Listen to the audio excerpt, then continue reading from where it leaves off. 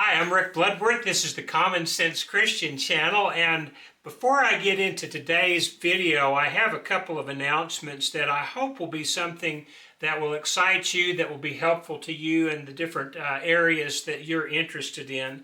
But what I'm going to do is I'm going to split my current channel into 3 channels. And the reason I'm going to do this is because I have such a variety of topics that I want to talk about that sometimes the different areas, the different categories that I talk about aren't as much of an interest to some people as they are others. And so the Common Sense Christian channel is going to continue to mainly focus upon devotional type thoughts, positive thoughts about Christian living. Not only some of the responsibilities that we have, but also the great blessings that we have. And sometimes there will be short stories that hopefully will give some encouragement to you. Other times it'll just be a little story that hopefully will make you happy that you tuned into it on that particular day. The Christian life is filled with joy, and I really want to focus on that in the Common Sense Christian channel.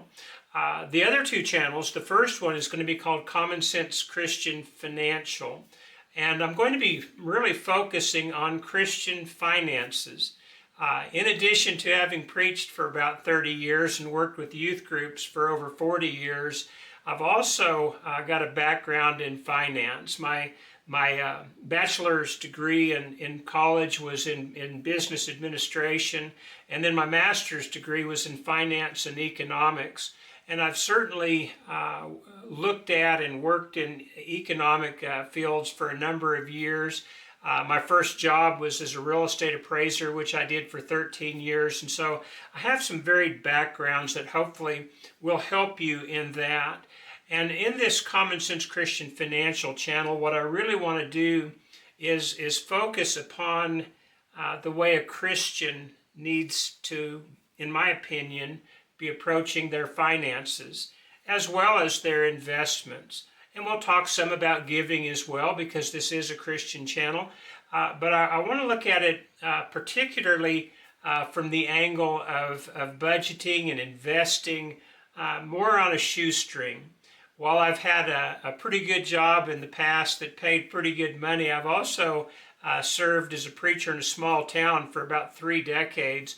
And so I had to learn how to adjust my budget to a much smaller income. And it can be done, and it can be done very nicely. We just have to kind of lower some of our expectations and start looking for areas such as entertainment that maybe don't cost as much as what we were used to, but they certainly yield as much joy. And so the Common Sense Christian Financial channel is really going to be focusing on Christian economics, from budgeting to investing.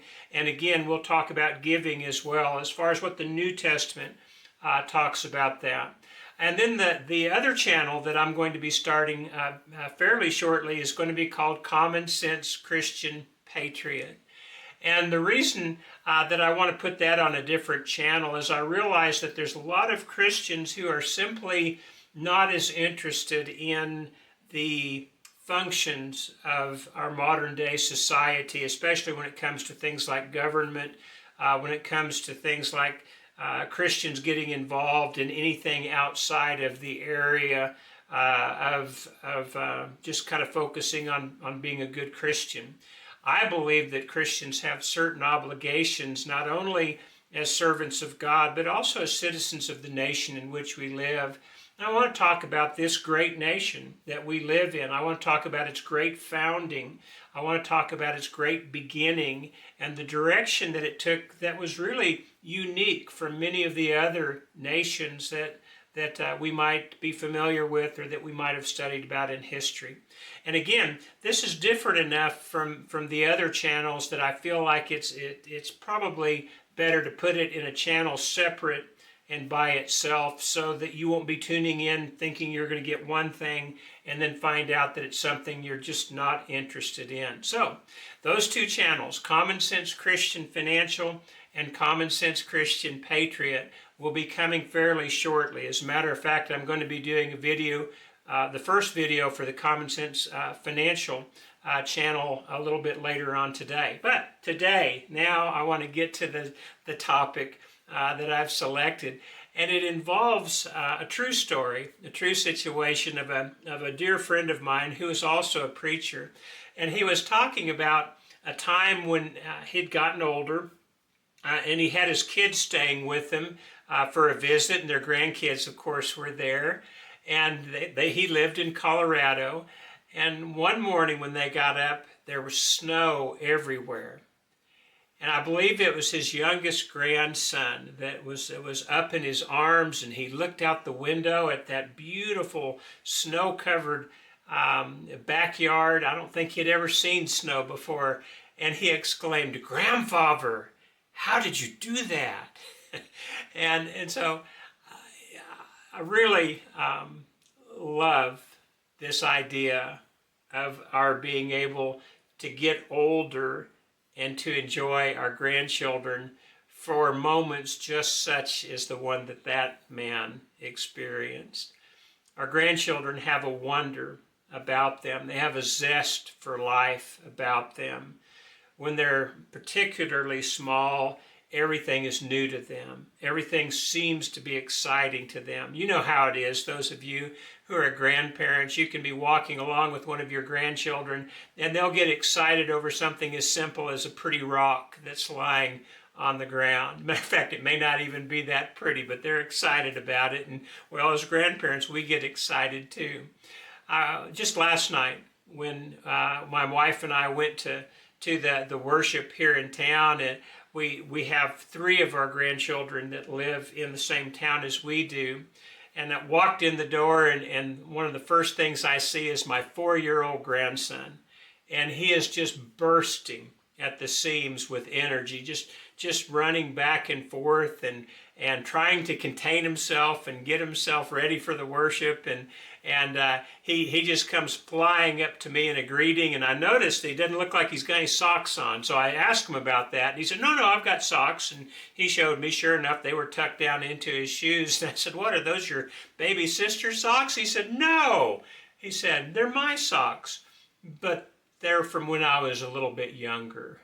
And so the next thing I noticed that last evening was after my wife and I sat down for the worship, and I noticed that our 3-year-old granddaughter was sitting on the same row as us.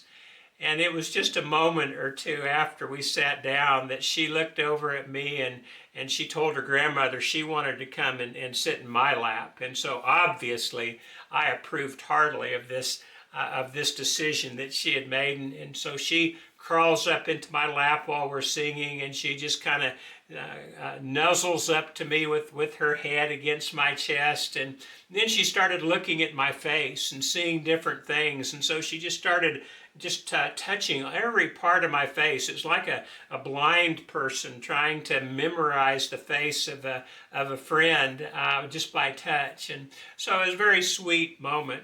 And then after the worship, my 1-year-old granddaughter, just been walking for a few months now, comes toddling up, and she's got this tiny little Bible clutched in her hands, and she reaches up for me to pick her up. And of course I did that. But grandchildren, I believe, are a tremendous gift from God. I didn't used to realize that. There was a passage in Scripture that I'd read, and it's like, oh, that's kind of nice, but it never really meant anything to me until I became a grandfather. And the verse is found in Proverbs chapter 17, verse 6, and it just simply says, grandchildren are the glory of the aged. Well, now, I don't consider myself exactly in the aged category, but I'm certainly more aged than at any other time in my life. And I have to admit that I don't mind getting old quite as much now that I've got grandchildren. In addition to these 3 in town, we've got another one that's on the way in just about 4 months. This little one will come into this world, and then we've got 4 other grandchildren that just live 90 miles away from us, and we get together with them as often as we possibly can. There's just a joy to this.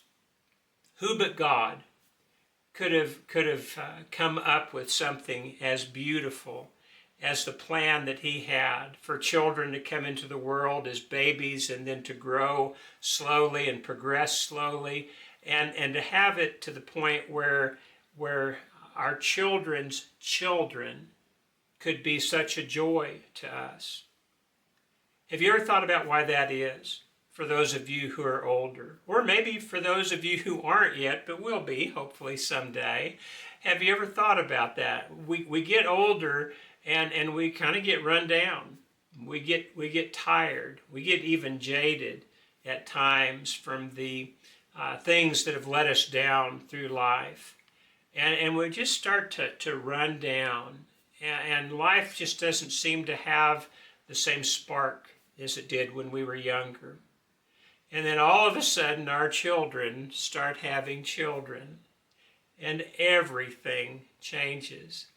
These little bundles of joy really are bundles of joy. You know, when we're parents, when we're new parents, we're just scrambling to keep our heads above water, aren't we? I remember our first child, our son. I was so happy to have him, but Carolyn and I had never been parents before, and I have to admit I felt like something of an imposter. What were we doing raising a child? We weren't responsible adults yet. We were only 21 years old or 22 at the time. Actually, I think we were both 23 at the time when we had our first child, but still, it was off-putting. It was such an awesome responsibility that God had given to us. Would we be up to the task?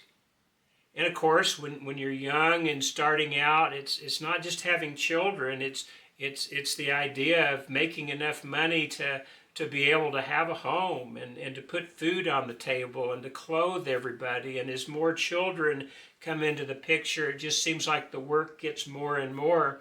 And so sometimes when we're parents, we don't appreciate the gift of these little ones as much as we do when we can kind of step back and enjoy them from a distance for a while.